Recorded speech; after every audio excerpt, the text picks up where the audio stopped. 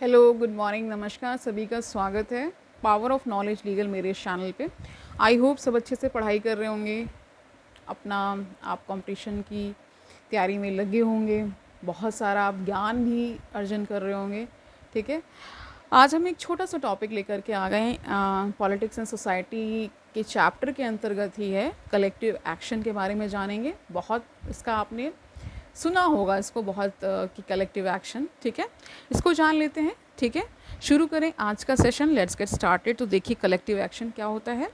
Collective actions are understood as actions by group of people with specific goal और objective. तो कह रहे हैं कि कलेक्टिव एक्शन हम इस तरह समझते हैं कि action by a group of people, यानी एक समुदाय के द्वारा ना, एक समूह के द्वारा एक स्पेसिफिक गोल को लेकर के एक्शन करना। ठीक है, they have their own subjectivity which is different from subjectivity of individual participants। तो कह रहे हैं कि इसकी अपनी एक सब्जेक्टिविटी है ना, विषय है इसका अपना। ठीक है, जो कि इंडिविजुअल जो इसमें पार्टिसिपेट करते हैं उनकी सब्जेक्टिविटी से थोड़ा सा डिफरेंट है ही। Okay, they may entail either of cooperation, conflict, competition और अकोमोडेशन इन जनरल। तो ये सारे उसमें पार्ट्स होते हैं, कॉपरेशन भी होता है, कॉन्फ्लिक्ट भी होता है, कंपटीशन भी होता है और अकोमोडेशन भी होता ही है।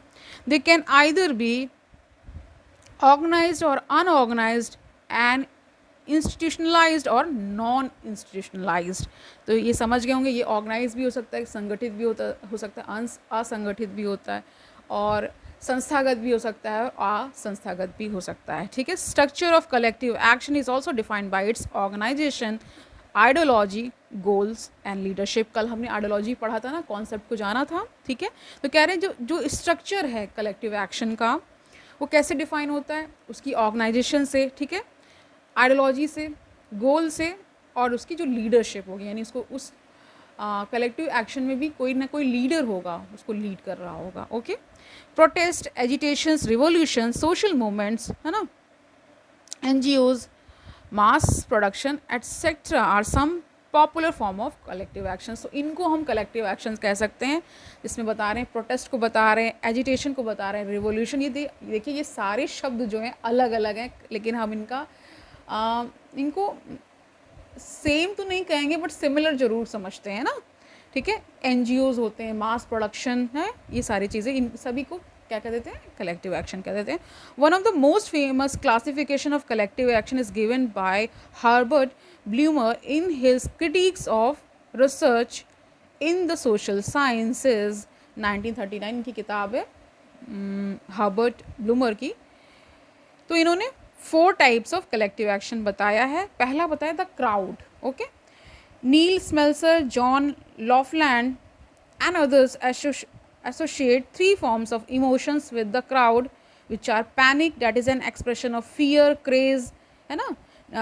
अब देखिए इन्होंने पैनिक को बताया एक्सप्रेशन ऑफ फियर। ठीक है, क्रेज को क्या बताया, expression of Joy and hostile outburst.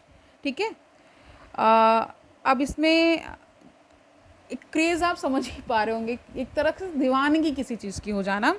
ठीक है, आउटबर्स्ट को इन्होंने बताया कि एक्सप्रेशन ऑफ एंगर, कहते हैं ना, इमोशनल आउटबर्स्ट हो गया, इस तरह से होते हैं। Further the crowd may be either a compact और अ डिफ्यूज क्राउड। तो कह रहे हैं कि ये कॉम्पैक्ट यानी कि समझ रहे होंगे, और ये डिफ्यूज भी हो सकता है, दोनों तरह के क्राउड होते हैं। कॉम्पैक्ट यानी कि डिफ्यूजन नहीं होगा जहाँ पे। Okay, hence there can be 6 types of crowd on the basis of the above criteria. अब दूसरा इन्होंने बताया the public. It is different from the crowd in the sense that crowd is formed on the basis of single emotion. ठीक है, crowd का मतलब जहाँ एक सिंगल इमोशन चल रहा है, उस वाले कह सकते ग्रुप ऑफ पीपल को कहेंगे, है ना। और वाइल पब्लिक को बता रहे हैं is formed on a single issue, वहाँ पे इमोशन की बात हो रही है क्राउड में, और पब्लिक में क्या हो जा रहा है, सिंगल इशू की बात हो रही है। Hence, unlike the above classification of crowd in 6 types, public can be classified in as many forms depending upon the number of issues। तो जहाँ पे जितने नंबर ऑफ इश्यूज हो जाएंगे उतने टाइप की पब्लिक हो जाएगी। ओके, तीसरा इन्होंने बताया था mass. It differs from both crowd and public in the sense that it is not defined by the form of interaction but by the efforts of those who use a particular mass media like printing, to address an audience. तो यहाँ पे देखिए इसका difference इन्होंने बता दिया है, crowd, public और मास का। मास को बता रहे हैं ये दोनों से अलग है। कैसे अलग है कि ये इस तरह से नहीं डिफाइन होता कि कैसा इंटरेक्शन हो रहा है, बल्कि इस तरह से होता है कि उसका हम किस तरह से इस्तेमाल कर रहे हैं। जैसे मास मीडिया है तो या प्रिंट मीडिया है तो हम उसका कैसे इस्तेमाल करते हैं इस पर भी, और कैसी ऑडियंस को हम एड्रेस कर रहे हैं इस पर निर्भर करता है। ठीक है। फोर्थ इन्होंने द सोशल मूवमेंट बताया। He classifies various types of social movements as active social movements, expressive social movements and so on. तो इस तरह से हो जाता है। An active social movement tries to change the society and on the other hand an expressive movement tries to change its own members।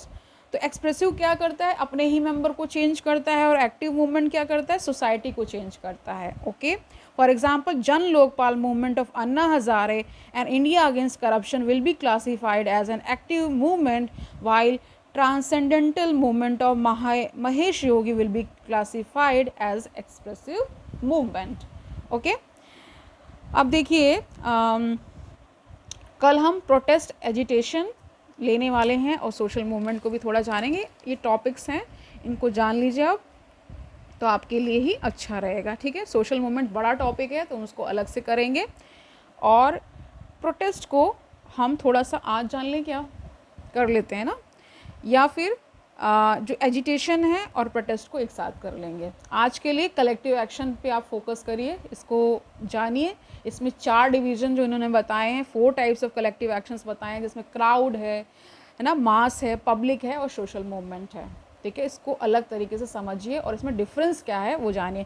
Crowd में हमने क्या बताया था कि यहाँ पे इमोशन होता है, और पब्लिक में क्या होता है, एक सिंगल इशू लेकर के चलते हैं। ठीक है, उसको पब्लिक कह देते हैं। मास में आप कैसे उस पर्टिकुलर कह सकते हैं कि उसका यूज़ कैसे करते हैं, उसमें एफर्ट्स जो आप डालते हैं। और जैसे मास मीडिया, आजकल सोशल मीडिया है ना, आप जान ही रहे होंगे, वो भी एक तरह से बहुत सारे चीज़ों में आपको जानते ही आजकल कितना सारा न्यूज़ है ना, इंटरटेनमेंट, सब कुछ तो सोशल मीडिया कर रहा है ना। और सोशल मूवमेंट आप जानते ही, बहुत सारे सोशल मूवमेंट्स इंडिया में हुए हैं, है ना, एक कॉज को लेकर के हुए हैं, कई बार सॉलिडारिटी को दिखाने के लिए होते ही हैं। ठीक है, तो हम कोशिश ये कर रहे हैं कि हम आपके बेसिक्स को इम्प्रूव करें। इनमें जो बहुत स्लाइड जो डिफरेंस होता है उसको जानना ज़रूरी होता है, क्योंकि एक अच्छा नॉलेज रखना और एक नॉलेज रखना, इसमें भी बहुत अंतर हो जाता है। ठीक है, अच्छा नॉलेज वो एकदम टू द पॉइंट बात करेगा। ठीक है, कल मिलते हैं, तब तक के लिए आनंद से पढ़िए, डोंट टेक बर्डन, सब अच्छा ही होगा। All the best.